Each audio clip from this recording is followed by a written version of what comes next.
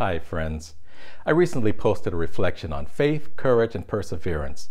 In this video, I'm going to expand on that message.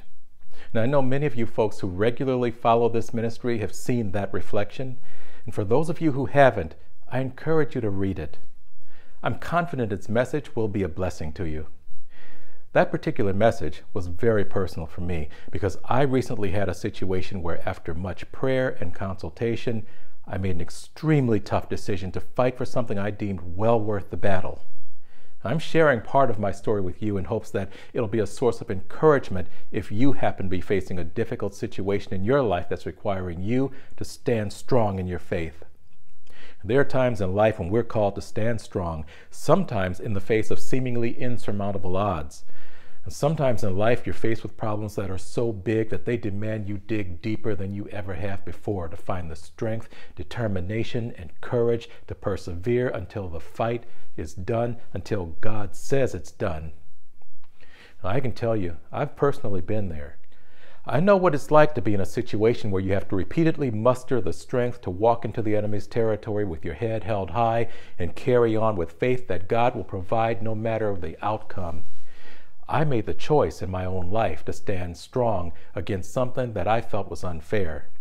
And at its core, I'd even go so far as to say evil. I can't give specific details of what I'm battling because I have to preserve the privacy of the parties involved, and it's an ongoing situation. But the point that I want to make to you will be very clear. See, when I entered into this fight, I remember being asked, "Renee, what made you decide to take on this challenge, especially in light of the fact that you haven't been able to break through in the past?" And my answer to that person was, "I'm doing this because I never give up." I told them that if I get knocked down, I'm going to get back up, and I'm going to keep getting back up as long as I have life and the strength to persevere. You see, friends, I live by the philosophy that in the game of life, the measure of a man or woman isn't in how many times he or she gets knocked down. The true measure of a person is in how many times they're willing to pick themselves up off the mat and continue to fight for their convictions, especially when fighting against the evils of this world. If you feel called to take a difficult stand for some worthy cause, 1, make sure you spend lots of time in prayer seeking God's guidance. And 2, be sure to seek out wise and knowledgeable people who you absolutely know you can trust to give you sound advice. If you need professional help, such as legal advice, seek the help of a lawyer. Do what you have to do, but whatever you do, don't be a lone ranger. Don't make the mistake of trying to go it alone without sound advice. The Bible says in Proverbs 24:6, "For by wise guidance you can wage your war, and in an abundance of wise counselors there's victory and safety."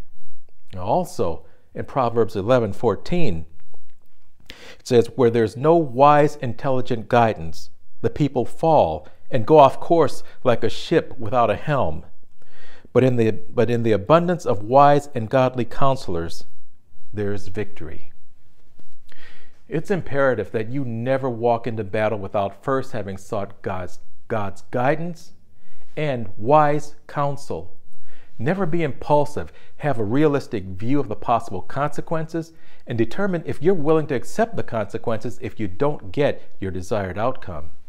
And lastly, and this is very important also, in really big battles where the issue itself is bigger than you, in other words, one that has the potential of causing a positive outcome for people other than just yourself, such as those dealing with matters of justice, for instance, you must not be overly invested in an immediate outcome, because you may not be given the satisfaction of personally witnessing the victory when it finally comes.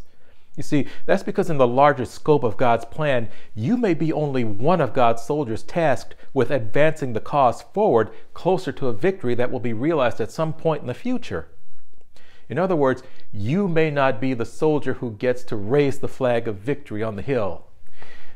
That's just the way God operates, and we just have to be okay with it. Remember, Moses led the Israelites out of captivity and journeyed with them toward the promised land. But Joshua was chosen to finish the mission. You may be chosen to take on an important work, but someone else may be chosen to complete the mission that you began. Now, that's not always the case, but sometimes it's the way God works. And again, we just have to accept that. Just know that God's plan will ultimately come to fruition.